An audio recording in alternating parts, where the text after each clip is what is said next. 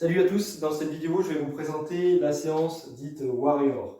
Le principe est le suivant, vous allez coupler deux exercices ensemble et on va faire un principe de vase communicant. Par exemple, vous allez commencer par 50 jumping jacks et vous allez faire en parallèle 5, je sais plus, montagne climber, voilà ça y est, ça me revient. Et après vous diminuez de 5 les jumping jacks, donc vous en faites que 45 et vous remontez de 5 les montagnes climber, 45, 10 et ainsi de suite. Jusqu'à ce qu'arriver à, tiens c'est bien français, jusqu'à arriver à 5 jumping jacks et 50 montagnes climber. Voilà. Et c'est le même principe sur les 3 exercices. Alors avant de vous les présenter, je vous mets en garde. Cette séance est très difficile, il vous faut absolument un très bon échauffement et une très bonne condition physique.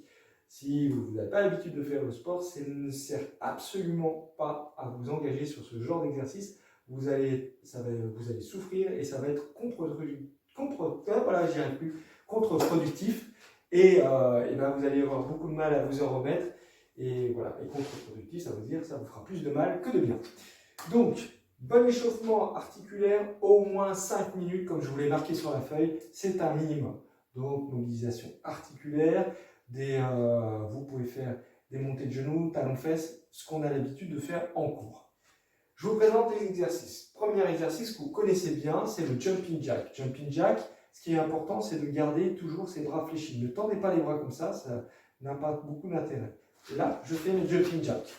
J'en fais 50. Ok? Bon, je ne vais pas vous les faire, sinon la vidéo va être très très longue. Après, vous couplez ça avec les montagnes climber. Là, vous allez en faire 5.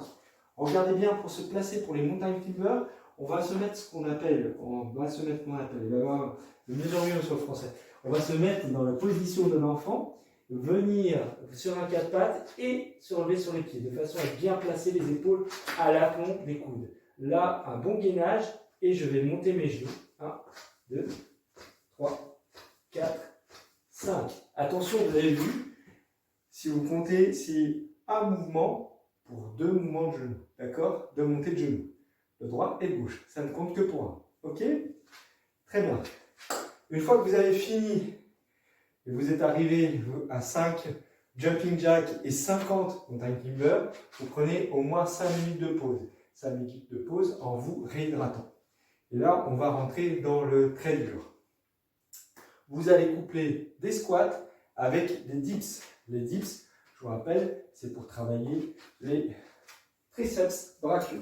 Hop. Pour les dips, vous aurez besoin d'une chaise, comme ceci.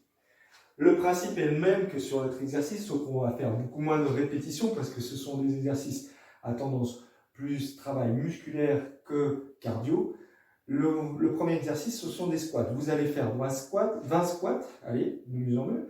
Je descends au moins jusqu'à la hauteur des genoux, mais ça ne sert à rien de descendre trop bas, ce qui devient trop compliqué, et notamment avec le nombre de répétitions, vous n'êtes plus trop en sécurité, le nombre de répétitions et surtout la fatigue que ça va générer, vous ne serez plus trop en sécurité. Donc, descendez jusqu'à la hauteur des genoux, c'est largement suffisant. L'écartement des pieds, largeur bassin. Si vous voulez écarter davantage les pieds, vous pouvez. Veillez toujours à tourner un petit peu les pointes de pied à l'extérieur quand vous écartez les pieds, de façon à garder vos genoux dans l'axe, surtout avec la fatigue, c'est important. Si vous écartez davantage les pieds, un avantage, c'est que les cuisses vont être un peu moins, les quadriceps si vous préférez, vont être un peu moins engagés, et ce sont les fessiers qui vont travailler davantage. Ok? Plus vous resserrez, plus ça sera les quadriceps. Ce qui est mieux, quand on est sur des répétitions nombreuses, c'est de garder les pieds largeur bassin, de descendre bien les fesses en arrière et de tirer les bras en avant. Voilà, en regardant devant vous. Ok? Donc de profil, là, hop. Voilà. Je ne vais pas vous faire des mains. Une fois que vous avez fait les mains, vous passez sur les dips. Les dips, deux techniques. Je vais venir, plus je rapproche mes pieds de la chaise et je descends, là plus le mouvement sera facile, d'accord? Plus j'éloigne mes pieds, plus le mouvement sera difficile. Pourquoi? Parce que là, j'aurai plus de poids de corps à supporter que dans le premier cas où mes jambes m'aident largement. Ok? Donc là, 2 dips, je recommence mes squats, 18, 4 dips et ainsi de suite. D'accord? De façon à arriver à 2 squats et 20 dips. À nouveau, vous prenez 5 minutes de récupération. Vous vous hydratez bien. Et on finit avec le dernier exercice. On va faire 20 pompes couplées avec des squats. Donc 20 pompes, 2 squats. Et vous avez compris le principe. Je vous montre juste simplement les pompes. Vous avez plusieurs solutions pour les pompes. Je vous conseillerais fortement de les faire à genoux, vu le nombre de répétitions.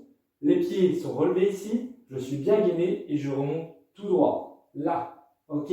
Faites attention de ne pas trop avancer vos bras là parce qu'il va y avoir une grosse sollicitation sur les épaules et vous restez de cambrer le dos. Donc, mettez vos mains un petit peu plus en arrière de vos épaules ou au niveau de la ligne d'épaule et vous remontez en gardant le regard orienté vers le sol. Ne relevez pas la tête, vous allez mettre des tensions inutiles dans la nuque. Si c'est trop difficile, vous tirez un petit peu les fesses en arrière en reculant vos mains et là, même principe que le dips, j'aurai moins de poids du corps à supporter, à soulever. Si vous êtes vraiment très fort, vous restez sur des pompes normales, okay, mais faites des pompes complètes à chaque fois, que ça soit à genoux ou normal. Il faut descendre jusqu'au bout, pratiquement toucher le sol. Voilà. Une fois la séance terminée, surtout, faites un tout petit peu d'étirement léger, voire pas du tout, parce que c'est très traumatisant et vous savez que en étirant, vous allez accentuer le phénomène de courbature. Donc, à éviter. Par contre, réhydratez-vous bien et faites une activité légère derrière. Allez marcher, allez faire du vélo tranquille ou allez courir en trottinant pour bien récupérer. Voilà, c'est tout et j'espère que ça piquera et que ça vous fera du bien.